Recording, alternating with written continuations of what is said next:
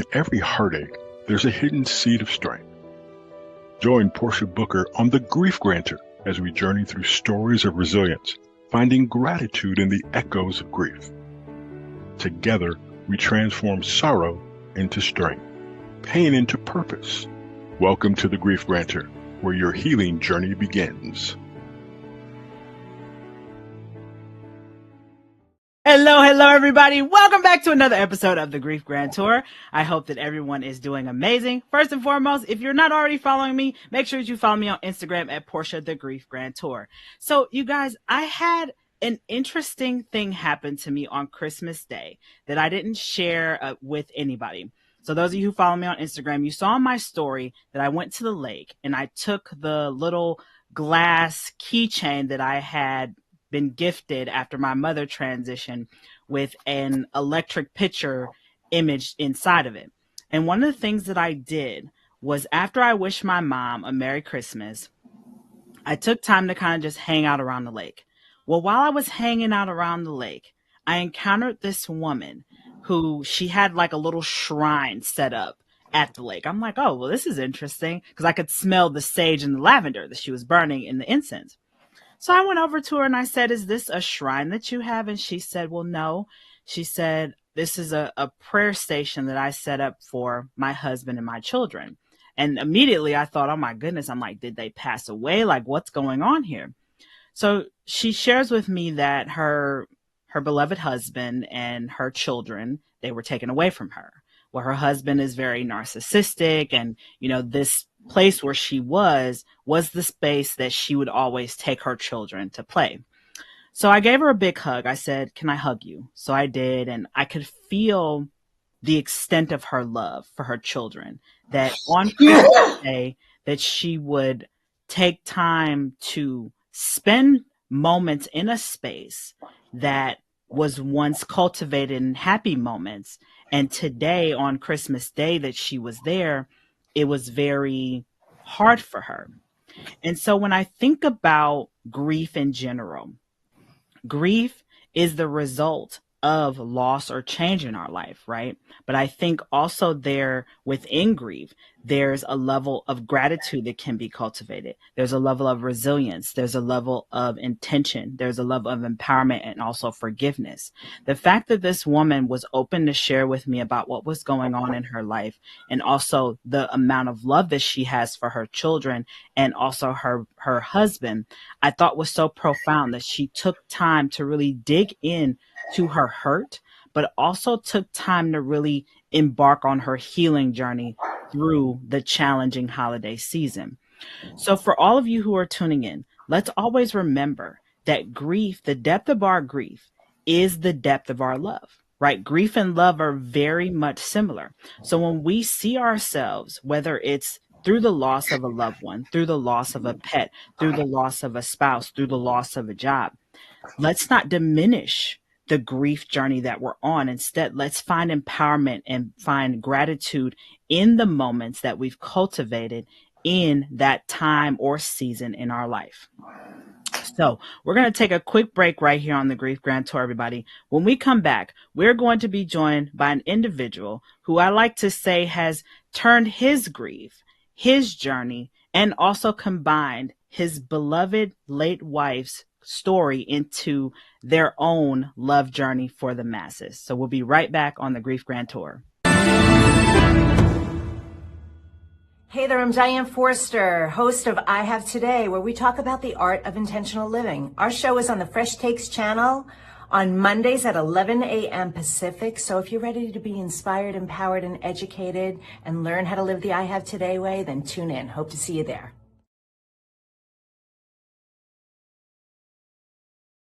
All right, everybody. Welcome back to the Grief Grantor. I am back with our guest for today, which is Mr. Roy Smoot. He is the author of the book, It All Belongs: Love, Loss, and Learning to Live Again. So welcome, Roy, to the Grief Grantor. How are you today? I'm well. Thank you, Portia, for having me here. I'm very glad to be here. Roy, I extend my gratitude and my love to you because your story is very profound, and a lot of people have been in your same boat, but they have been what I call stuck in a grief pit, right? And I want to start, I'm just going to dive right in, Roy. In reflecting on the 40 years that you shared with your wife, Judy, how has expressing gratitude for the journey that both of you had together helped you to navigate the grief of her passing and also continue to honor her legacy in the book that you've cultivated together? That's a lot. First of all, again, Portia, thank you for having me here. And in a way, I will say thank you for having us here. In some way, I believe Judy's with us. The gratitude, you made a comment a moment ago about grief and love being together. That was one thing that came to me during my grief journey, which still happens from time to time, of grief and love to me are twins. To me, they are, whether you're talking about love between a parent and a child, or spouses, or dear friends, or siblings, or a perfect job where someone is just thrilled to death and somehow that passes. But when love is born, I believe grief is born at the same moment. Love starts to be active. It makes us silly. It makes us confused. We're not sure how we're feeling or why we're feeling what we're feeling or whatever, and whatever the source of that love is. I believe grief is born at the same moment, but grief goes into kind of hibernation and just waits. It's going to come out sometime. It's going to wake up, and it's going to enter our life. There was one part of my journaling where I almost compared it to love as Cupid, and it shoots an arrow in your heart and infects you, every essence of your being. I believe that happens when grief wakes up, shoots an arrow into you, and infects every essence of your being. I remember one time the gratitude, many, many times, I'm sorry, that I had for what Judy and I had. We actually met virtually 50 years ago in February for the first time, back in Ohio. And I remember one time during the grief journey, I was driving home and I saw a full moon, and Judy loved full moons, and I called them Judy moons. And I just pulled off the side of the road and I lost it. I don't know how long I was sitting on the side of the road sobbing like a baby. And I finally got home and I looked through a window in our cottage in southeastern Ohio, and I still saw the full moon above the horizon, the eastern horizon. And at that moment, I prayed and I said, God, thank you for this pain. I never thought I would say those kind of words, but I knew at that moment the source of the pain, the deep, deep gratitude that I had for that pain. And as far as her legacy, Judy was a passionate giver. She worked in hospice for 15 years. She was an artist. She was a spiritual director. She did retreats for people, individuals and groups, for people with chronic illnesses, and trying to help them sort through that, help them find within them what she believed was there. To me, this book, It All Belongs, Love, Loss, and Learning to Live Again, is a continuation of her legacy, of her servanthood, of her passion for people. Roy, I extend my gratitude to you for being so generous about sharing your love story with you and Judy.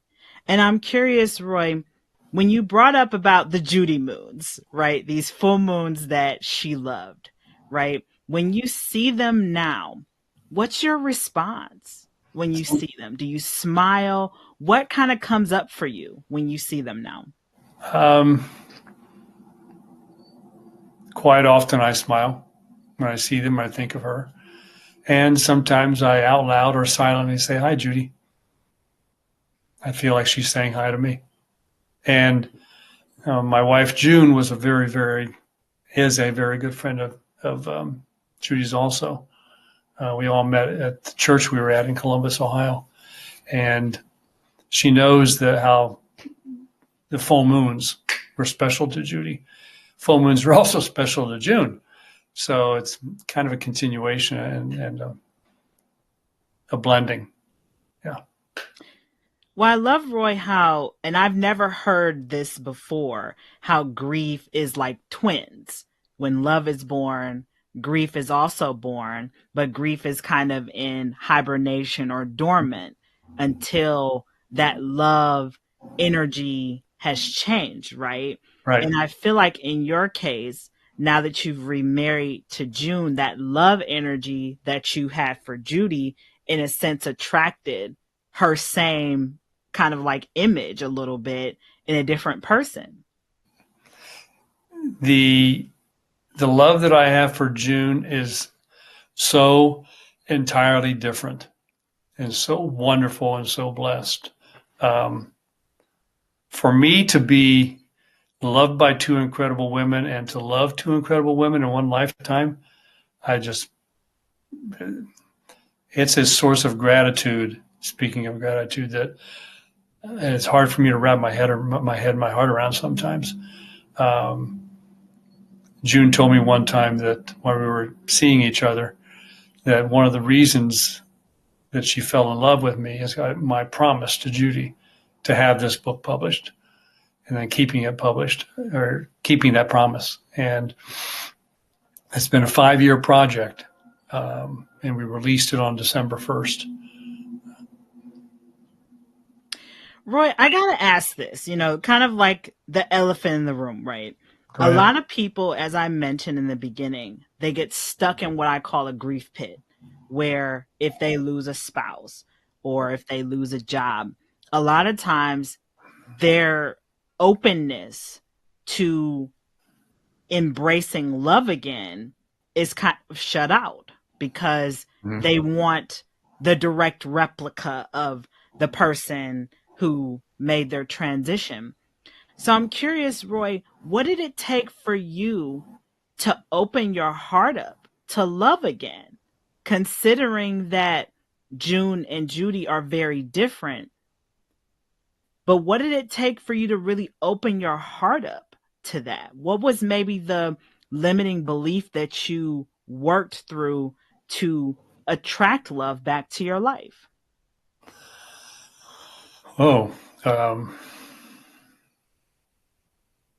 One thing that's important, people ask me, I remember after Judy died, if I ever thought I would marry again. And I honestly said no. I don't believe so. I've had over 40 years of my life with Judy. There's nothing that can come close to that. And I remember saying those words, and I say them now. There is nothing that can come close to that, because June and Judy are so entirely different and incredibly wonderful. I was not looking to get in any relationship at all. I wasn't dating. I wasn't seeing anybody. A good friend of mine one time said, "Do you want me to?" My wife knows a lot of women our age. "Do you want me to invite anybody?" And I looked at, his name was Jim. And I said, no, don't even try. I appreciate the offer, but no. I think what opened me up is I kept steadily going step by step, minute by minute, hour by hour. And I dealt with my grief. You talked about, Portia, you talked about people sometimes getting stuck. Another realization that came to me was kind of using a swimming analogy. Some people, when they encounter grief or hard times, they find a way to swim, and they swim strong. They swim through it and they keep moving. Others tread water. They just kind of hang there because they're not sure what direction to go or what to do. And then the other group is they sink. Like you mentioned a few minutes ago, Portia, they sink, whether it's the loss of a spouse or a child or a dear friend or parent or whatever it is. I was in all three of those stages at different times. I know what it's like to sink. I know what it's like to be in a black pit. I know what it's like to swim. I know what it's like just to tread water. And it was not a linear journey. It went up and down, depending on what's going on. So I also sought out the help of some very dear friends. Group grief therapy is perfect and wonderful for some people. I know some people that have done that. That was not for me. I met with people. I met with some spiritual directors and some dear friends, just one-on-one. And we just talked and listened. The biggest thing is they let me be me. They didn't try to fix it. They didn't try to soothe me too much. They didn't. And they also, one other thing, they used Judy's name and they talked about her. I can think of a lot of times that people would be afraid to mention Judy for fear of hurting me, I'm guessing. The people who helped me were the ones that talked about Judy, reminded me of Judy, or they knew her. She was still alive to them, so she was still alive to me in our hearts. Physically, no, but she was still alive to all of us. I remember very dearly, we had a dinner after Judy's funeral prior to the interment, and my two brothers were there, and my best friend from college. I was his best man. He was my best man in our weddings. And my incredible dear sister-in-law. And I just wasn't in the mood to talk or listen. We were sitting there having a nice dinner. And my oldest brother said, okay, what we're going to do right now is go around the table and everybody give Roy one of your most precious memories of Judy.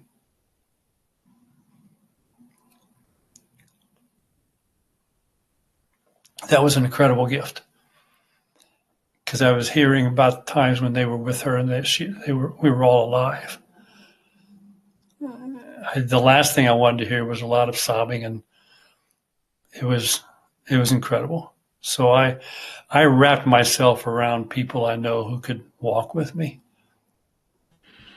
Roy, you touched on something that I think a lot of people are seeking is that space to share about this individual, keep their legacy alive and not to be afraid to talk about them, right? Because that's kind of the boat that I've been in for a little while with my grief journey of losing both my parents within the last 9 months of each other. Right. And a lot of people are not able to hold space. And I'm grateful for the friends and the family who I can go and spend dinners with, and we just laugh and joke about the things that my mom said or what my mom has given to them.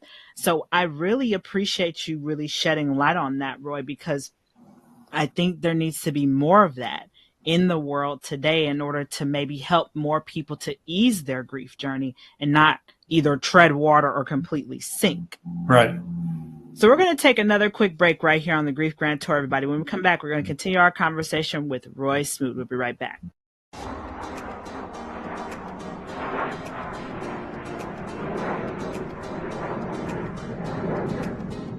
Are you ready to illuminate your path and embrace your true purpose?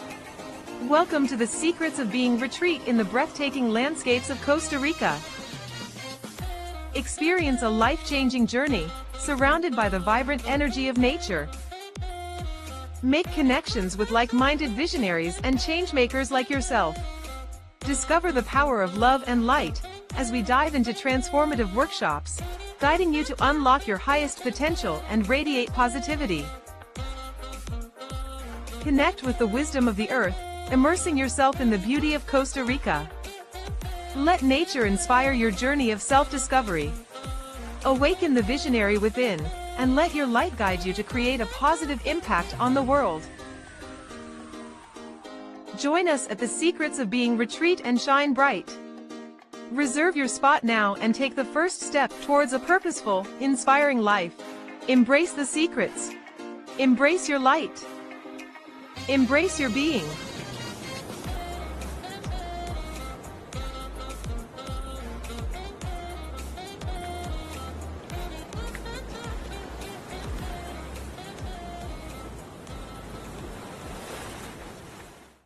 All right, everybody. Welcome back right here to the Grief Grantor. We are joined by Mr. Roy Smoot, who is the author of the recently announced book, It All Belongs, Love, Loss, and Learning to Live Again. Roy, before we jump into the next part of the show, if our audience wants to purchase a copy of the book, where can they find it? Can you share a website or a social media handle? Sure. The best way to go to that is itallbelongsbook.com. We try to keep it really simple, especially for me. I understand, like they say, less is more. Simplicity is easygoing. So itallbelongsbook.com. No spaces, no punctuations, no capital letters. itallbelongsbook.com. And that'll take you to a place where you can learn more about it and purchase it. Excellent. So Thank you. itallbelongsbook.com, everybody. Thank you for that. Roy, let's dive into this book because I'm always curious about titles. It All Belongs, Love, Loss, and Learning to Live Again. Can you share with our audience how that title came to be? Because when I look at It All Belongs, it really does. Grief and love, like you mentioned, are like yin and yang. They both belong in the same boat. So share with us how you formulated this title. What was kind of like some words that you used? Maybe they were things that Judy loved. Can you share with us about the title? The first three words, It All Belongs, do come from Judy. As a spiritual director and expressive artist, she learned and showed to people that, especially when she was working with people at retreats when they were facing chronic illnesses and dealing with those kind of things, she would go through that mantra, if you want to call it that it does all belong. And it also comes from some other readings that she did. I can't place my mind on them at the moment, but some things she studied for her work. And as we were working on it, the book is written by Judy and myself, and then co-authored with Melinda Foles, who is an experienced writer. And we played with some things, and the subtitles, if you want to call it that, were initially too long. So going back to less is more. And we settled on what were the stages that this book is about. It starts out with how to live, or the love that Judy and I had, Judy's love of life and art, and her mandala making and her expressive arts and her spiritual direction practice and of people. And then loss. The middle section of the book is how to die. When she was diagnosed and all the treatments for 10 months and the surgeries and brain surgeries, and she, on top of everything else, she had a stroke at one point toward the end. And then learning to live again is the third section of the book. And the first two sections of the book are really an intermingling, mostly of Judy's words, devotionals, writings, thoughts, and her art, hundreds of images. And then the middle part is what we went through from the time the doctor in the emergency room said, "You have a large mass in your right temporal lobe," after she had fainted in the shower.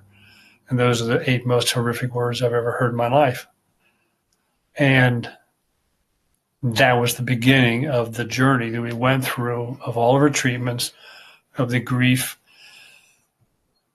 that we both experienced, the grief she experienced about what was happening, the grief she experienced about what it was doing to her family, to me, to her family. So all of that, and then the last part she was doing art until she passed. She was left-handed and the stroke hit her left side.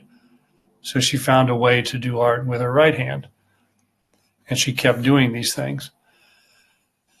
And then, as I like to say, when she heard an owl hoot 3 times and called her home the evening of October 10th in 2016, then the book is How to Learn to Live Again.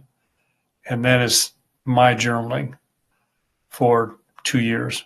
And Melinda did an incredible job of distilling over 900,000 words between Judy's writing and my journaling into about 85,000 words in our book. So it's kind of a long answer to your question, but I hope it describes how we came up with the title. No, and based on the journey, right, this 3-part segment in the book, Judy's story, the diagnosis, and then after her transition, I don't like to say death, that doesn't make sense to me, transition, and then your journey of learning to live again, right? Judy's transition and the transformation of keeping her legacy alive through her work in this collective book. Mm-hmm. Roy, would you be so generous? And I normally save this for last, but I'm going to give the cake first. Can you share with our audience Judy's transition day? What was something significant that was a gift on that day to you as she made her transition from this physical world?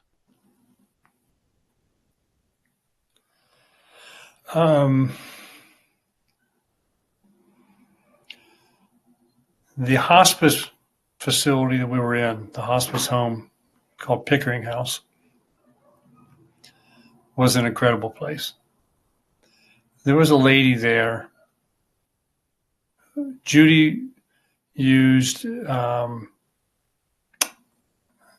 can't think of the word for special aromas, little bottles you get. Essential oils, that's it. She used essential oils a lot of time in her own practice and with other people.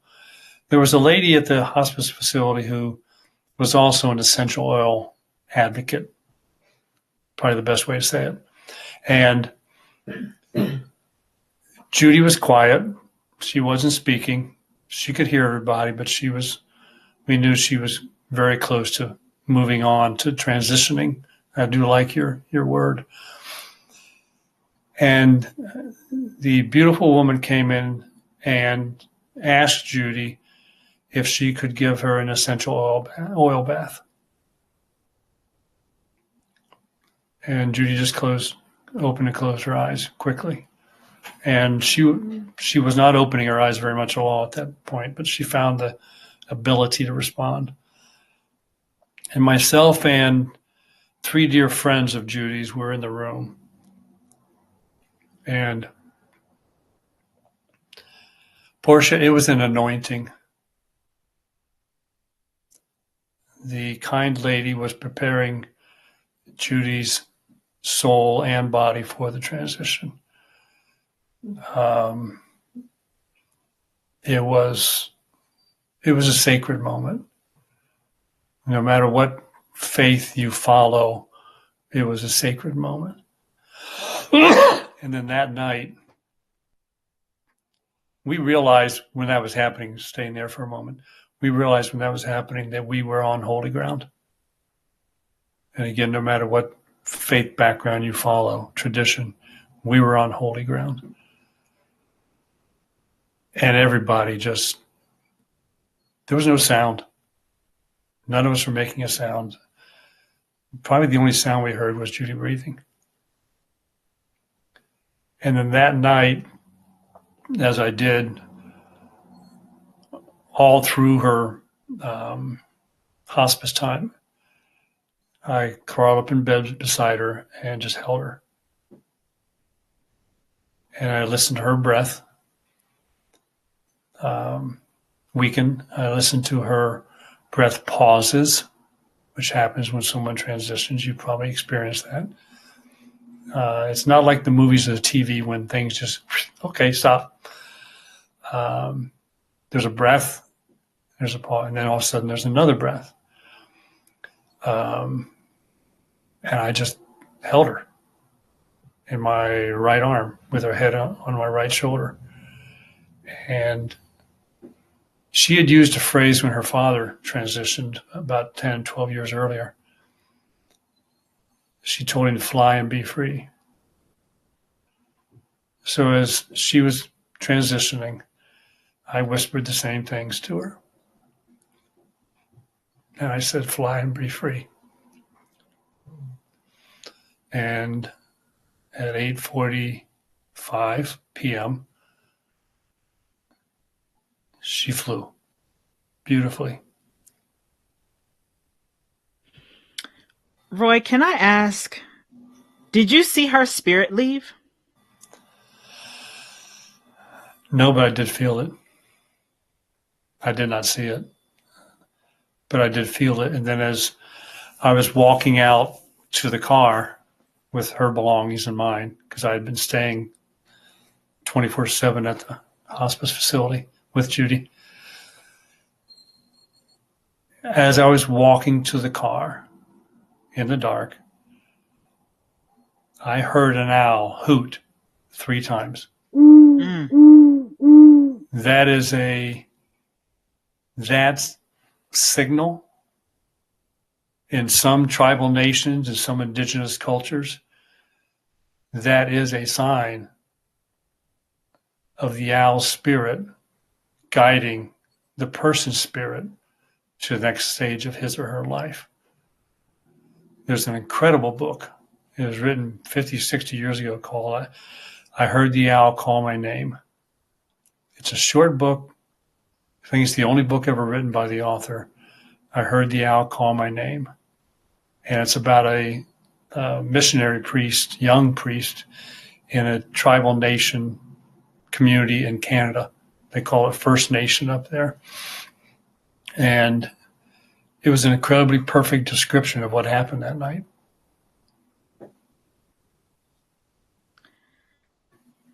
Roy, thank you for being so open and vulnerable with sharing that, because I know a lot of people, when their loved ones are transitioning, their mind is so fixated on the loss, the hurt, the pain of their loved one lifting off to their next endeavor in life, that it's hard for them to share such a sacred moment. And I love how you brought up that the essential oil bath that Judy received was an anointing. Yes. It was a spiritual send-off. It was a spiritual release, you know, kind of like when we think about the story of Jesus in the Bible, right? You know, the different things that he did leading up to his crucifixion and resurrection. Yes. It's very similar to our journey here on earth. Very similar. Right? So, Roy, I'm trying not to tear up even myself, because it makes me think of my mom's transition. When I think about her transition day, which is 7/7/22 at 10:10 p.m. is when I call my mom's liftoff day. And when you talk about an owl, we didn't have an owl. I remember the sunset the day of my mom's transition having every single color in it. Wow. Like something supernova in the sky, in space.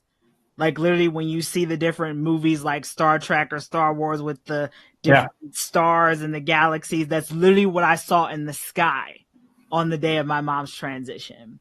Well, it sounds like God and your mother were painting an incredible picture for you.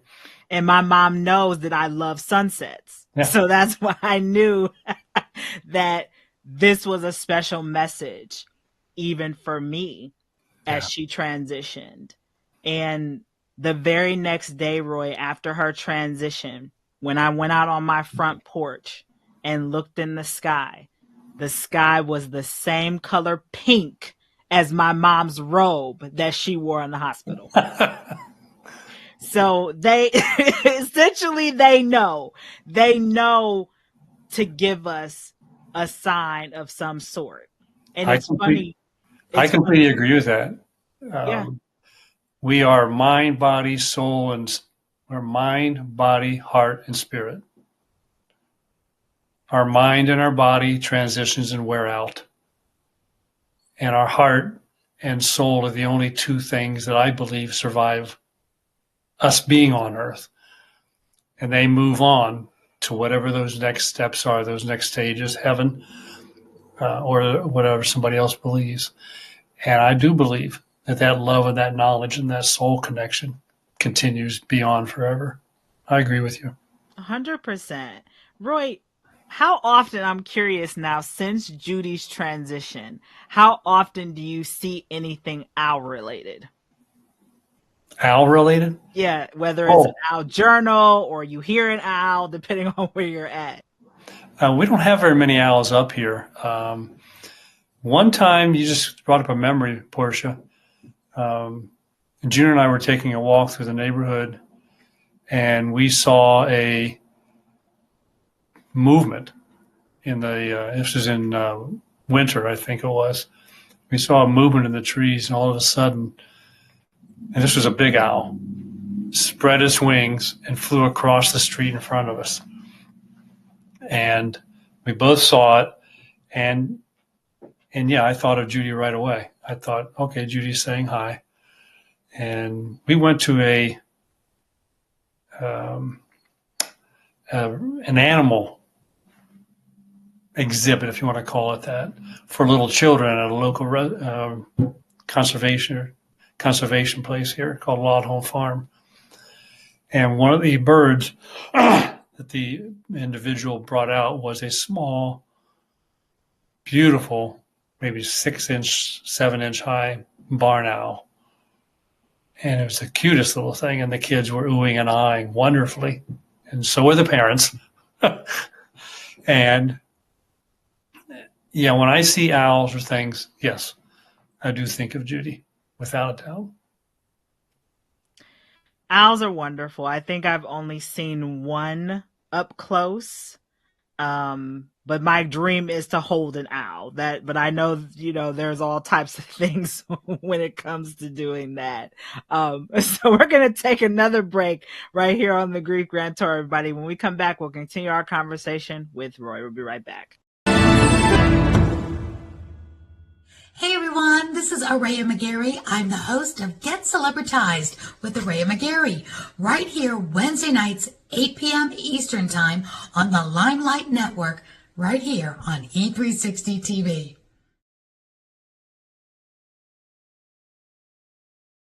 All right, everybody, welcome back right here on the Grief Grantor. We are joined by Roy Smoot, who is the author of the book It All Belongs: Love, Loss, and Learning to Live Again.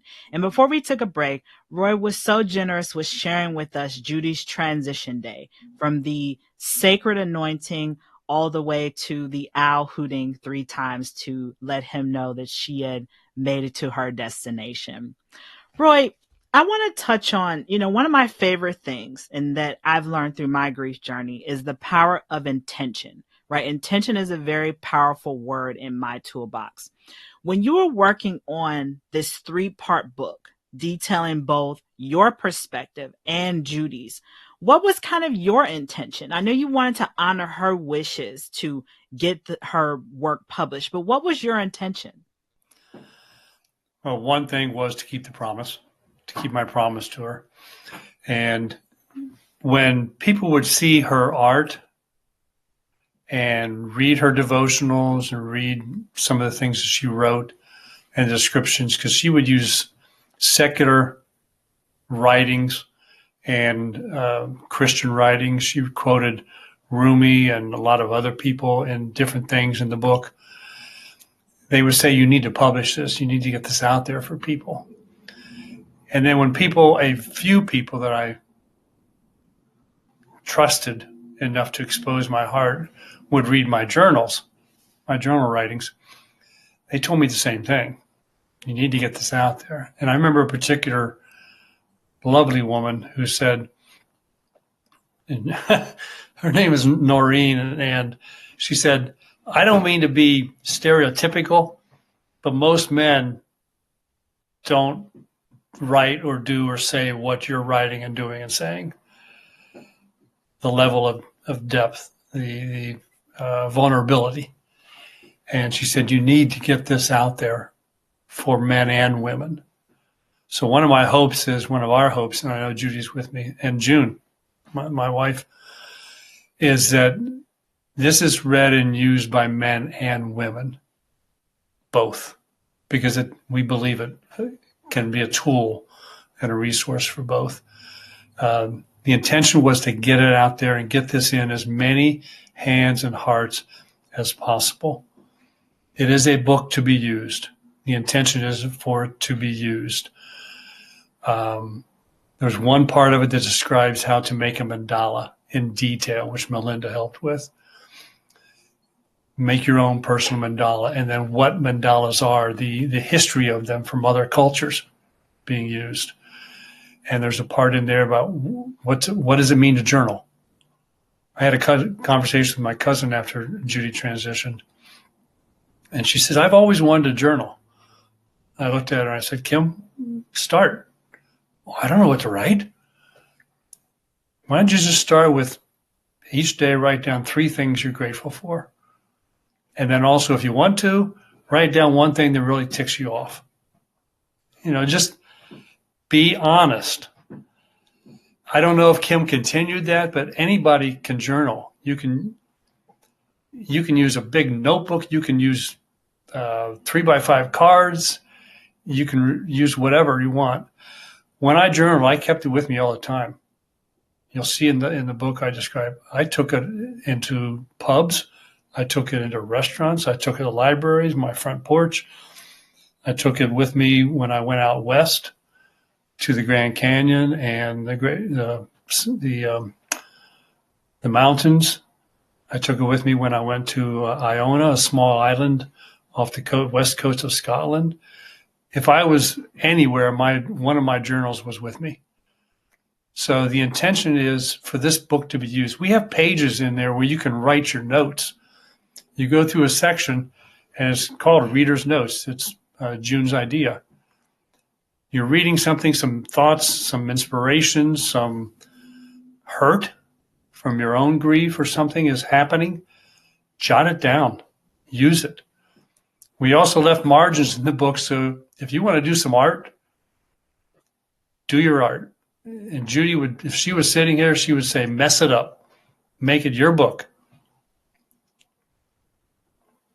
So Judy has kind of created what I like to call the Wreck-It journal. Yeah. It's a visually beautiful book. But she would look at you and say, mess it up. Make it your book. Roy, I love that. I mean, because I think the intention and the message is both powerful, right? Take it and use it. Take the example of our journey of love, of loss, and learning to live again, and really apply it to your current situation, wherever you're at. Yes. Because grief is not just from the physical transition of someone, right? We tend to put so much emphasis in our society on grief that is related to a physical loss. But grief can stem from the childhood that you didn't have. Right. Or in my case, I thought I was going to be this big time producer traveling the world, with NBC. And when that line got cut, I had to pivot. And for a long time, Roy, I got stuck in a grief pit where if I would try to pick up a pen to write anything, my hand would shake like I had Parkinson's for a period of time. I can relate to that. There were times that my knees would buckle, literally. And I remember walking through an airport. I think it was when I was actually headed overseas. And all of a sudden I felt Judy's presence. And my knees buckled and I had to grab the wall. Otherwise I would have been laid flat out on the floor of the tram area going to the plane. Yeah, it can come at all different times. And my father transitioned when I was 11 years old, and I have lost. I've had two brothers that have transitioned, so I'm acquainted with it. It's a big part of good and bad of my life and my heart. So it doesn't stop. And sometimes you'll be going along and things are going great. I'm sure you found this, Portia, with your mother and your career and things. You're going along great. You're having great. It's a great day, and all of a sudden, some trigger happens, and you have no idea where that came from. It might be a song, a smell, something somebody says, and you mentioned Star Trek. You are Star Trek transported to an entirely different place immediately, and it's hard. It is a challenge, but I always tell people, kind of like what you mentioned about journaling, the power of journaling. I tell everybody you can find gratitude in any and everything. Yep. And immediately when I find myself falling down the rabbit hole or whatever you want to call it, I go to my gratitude journal. But I also ask myself, what does my grief need from me today? Does my grief need for me to wallow in bed and cry? Does my grief need for me to sleep? Does my grief need me to eat? Does my grief require me to reach out for support because I'm drowning in my emotions? Wonderful realization. It took me a little while to give myself permission to do whatever I needed to do that day. I had a very difficult situation one time that I'm sure you and your listeners will appreciate. I was at a business after hours function, and I was talking with a couple of business friends whom I knew. And one, his name was Bob, was very tender. How are you doing? What's going on? Wonderful conversation. And another gentleman came up and said, oh, what's going on? So Bob told him what we were talking about and how I was still struggling a lot. And he says, well, you'll struggle until you make the decision. And I knew at that moment, Portia, what decision he was thinking about. But I didn't want to assume that I knew what he was thinking. I said, what decision is that you're talking about? He says, you have to decide when you're going to move on or not. And I just, honestly, part of me wanted to reach across and slap him silly or something worse. But that was who he is and was. That night, I went home and I reflected on the whole thing. And I prayed, one, that he would never say that again to anybody else. And that, two, no one would ever say it to him when he loses someone dear to him. Because it was very painful, very painful. But I learned from it.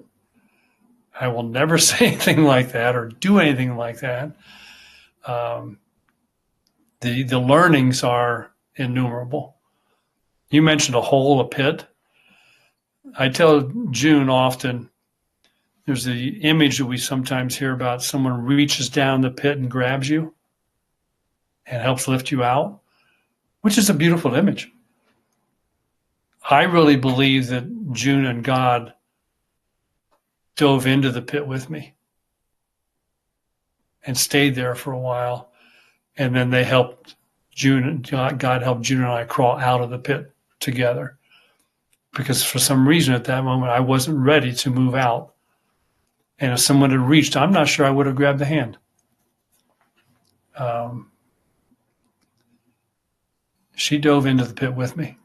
And finding people who will go into the pit with you is an incredible gift and something I strongly encourage people to do. Roy, I had a similar situation like you.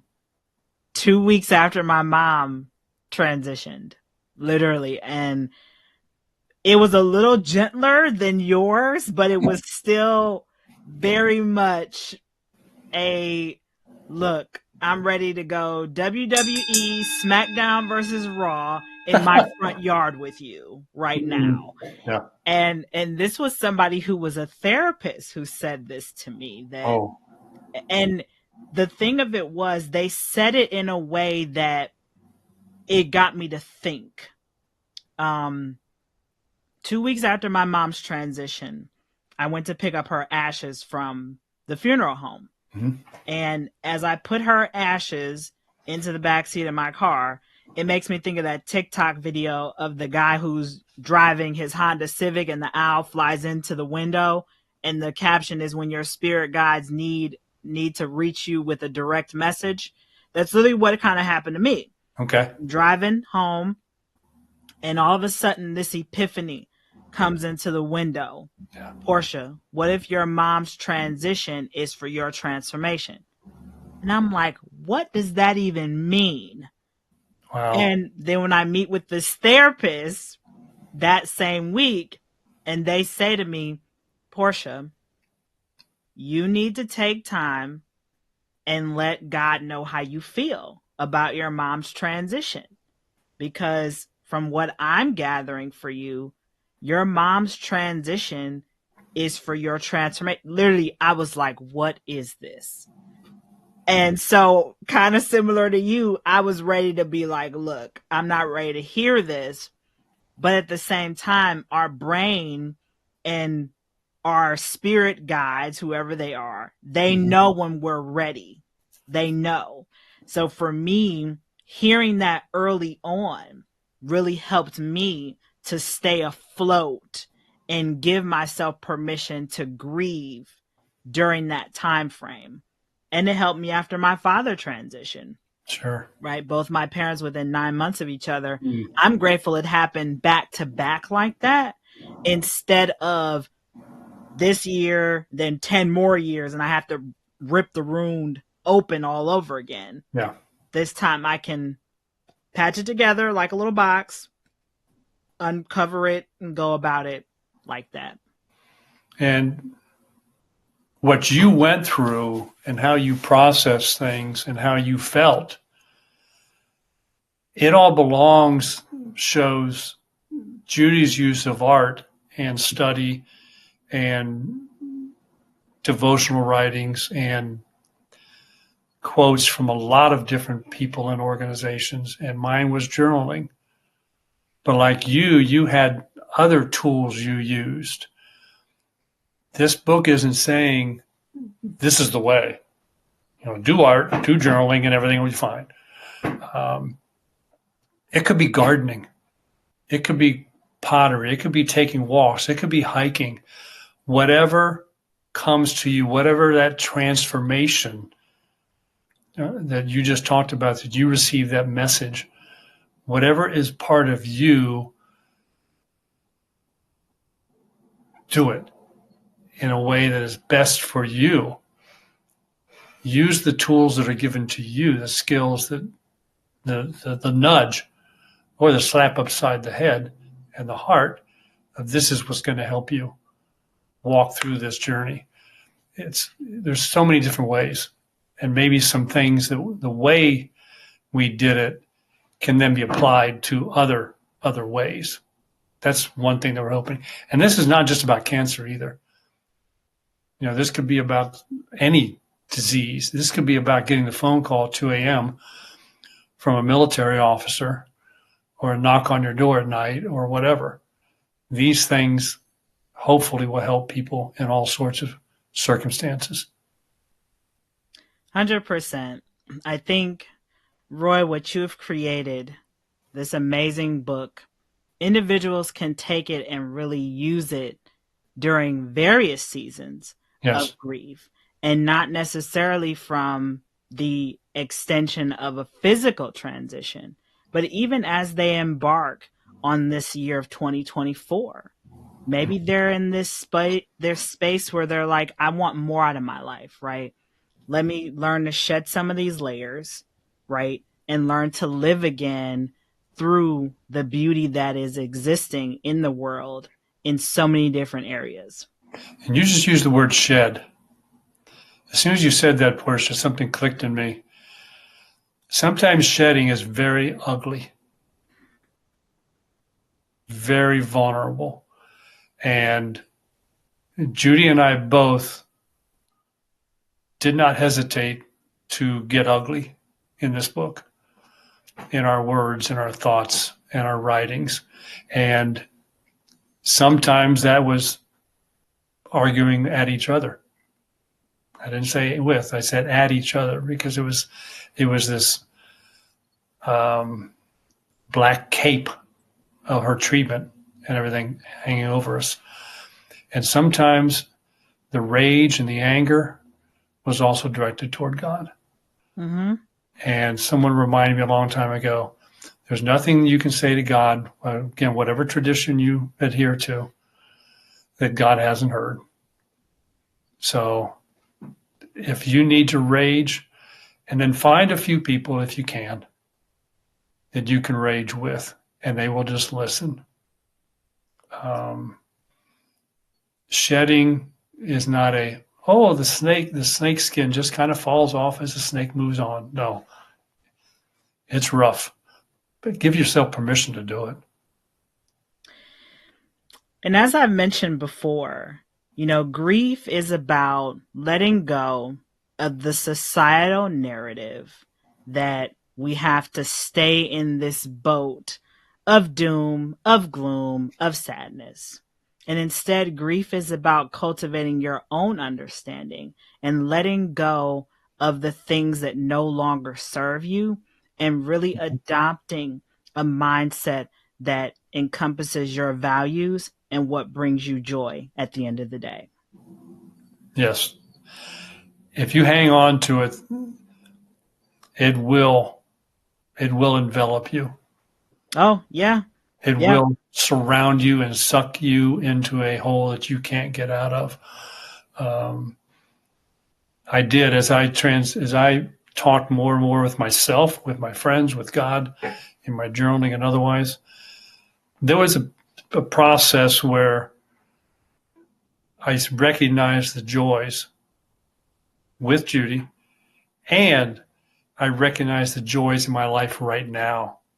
Even after she transitioned, there were still wonderful things going on. Sometimes it hurt. I'd go out to dinner and I see all these couples and I'm over there by myself, but I would order a glass of wine and I would ask them to bring in a separate glass of wine. That was my way of saying, Judy, you're here at the table with me. But more and more, the grief, people say time heals all wounds. No. Nope. Grief softens. That's what came to me, and with the help of a particular individual. Her name was Amanda, a very dear friend of Judy's. Grief softens. It doesn't go away. And then the joy starts to return. Mm-hmm. And for some people, it's in a short period of time. For some people, it's a long period of time. But I guess whatever you can do is try not to walk that journey alone. Whatever you can do the best, try not to walk it alone. I'm sure you had people you trusted, and you still do, as you're still going through feelings of losing your parents in such a short period of time.